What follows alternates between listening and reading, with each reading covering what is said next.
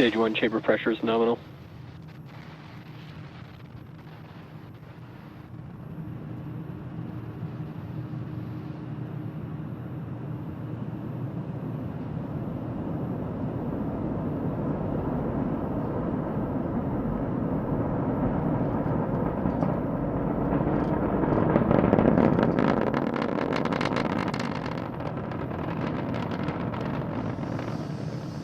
Plus 45 seconds into liftoff, and Falcon 9 has successfully lifted off from Launch Complex 39A at Kennedy Space Center, carrying our stack of 49 Starlink satellites to low Earth orbit. Now, moments ago, we did throttle down the engines in preparation for max Q, supersonic, and that is maximum aerodynamic pressure.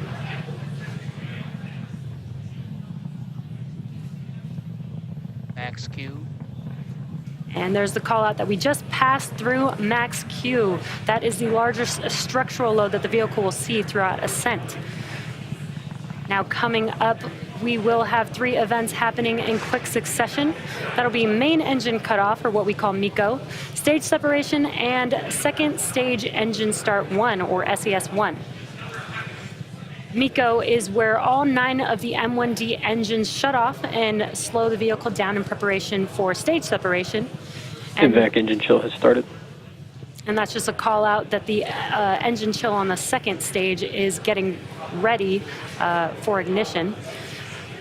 Stage separation is where the first stage separates from the second stage, and with first stage returning back to Earth for landing, while stage 2 continues on its journey with the third event, SES-1, or second stage engine start 1. And that's where the MVAC engine ignites up and propels the second stage along with the Starlink satellites to their targeted drop-off orbit. We're just about 10 seconds or so away from those 3 events, and they will be followed by fairing deploy shortly after SES-1 as well.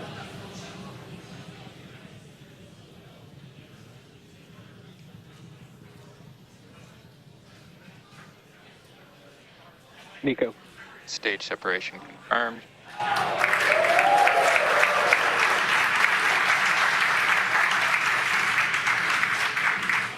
MVAC ignition.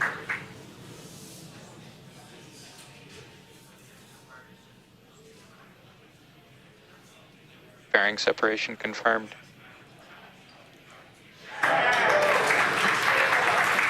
We have got some great views, all 4 of those events that I mentioned, MECO, stage separation, SES-1, and fairing deploy, all visually confirmed on your screen.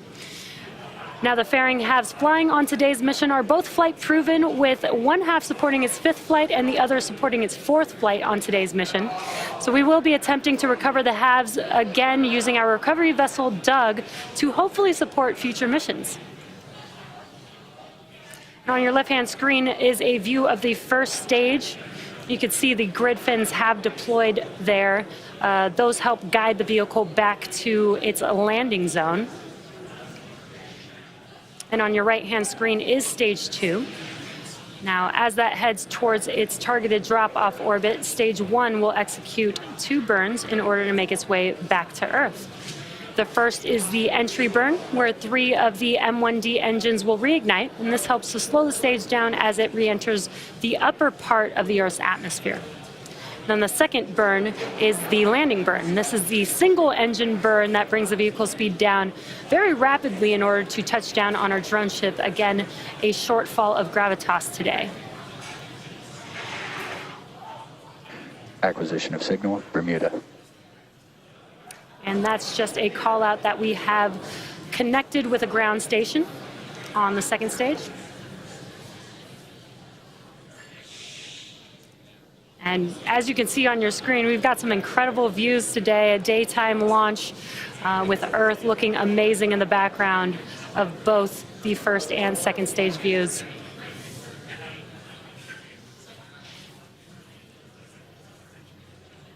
Now we're just under 2 minutes away from the entry burn starting up on the first stage. So for those of you who follow, we've got a nominal trajectory call out on second stage, which is great news. Now you'll notice that there is soot on some of these rockets that we reuse. And here's a quick explanation of why and how that soot forms. The rocket-grade kerosene, or RP1, used to fuel a Falcon 9 is carbon-based. So when it burns the fuel, it generates soot. Now, as the booster approaches landing, as you can see on your left-hand screen, it does a re-entry burn to slow the vehicle down prior to re-entering back into the Earth's atmosphere. Otherwise, the aerodynamic forces would rip it apart. So because the entry burn occurs with the engines first, the booster flies through its own plume. And that is what deposits the soot onto the rocket. And again, we're just about a minute away from that entry burn, so you will see that live on your screen.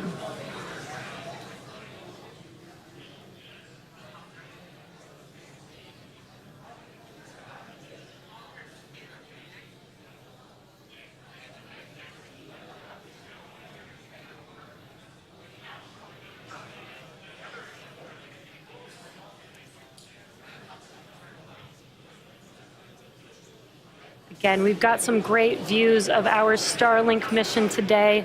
On your left-hand screen, that is the first stage booster making its way back to Earth, and on your right-hand screen is the second stage taking the satellites to their drop-off orbit. Stage 1 FTS is saved.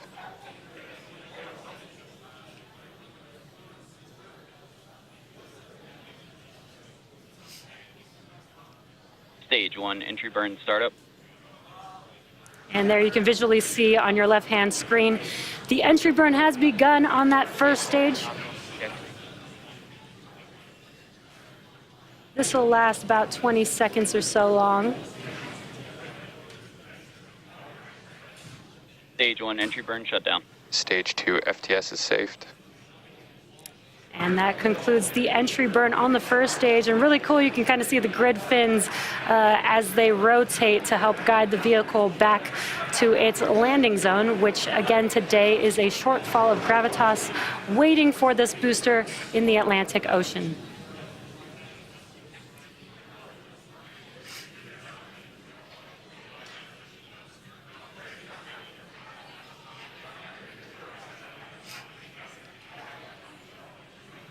We're just under a minute away from the landing burn beginning on the first stage. Again, have some incredible views. Stage 1 is transonic. This is a view of the aft end of the second stage looking at the MVAC engine.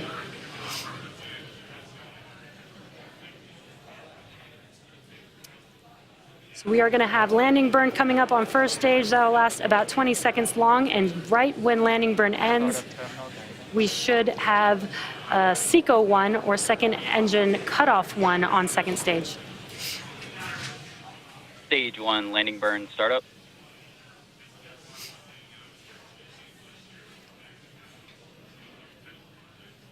There's that call out that the landing burn has begun on first stage. And it looks like we have a live view Stage of the 1 drone landing ship. leg deploy.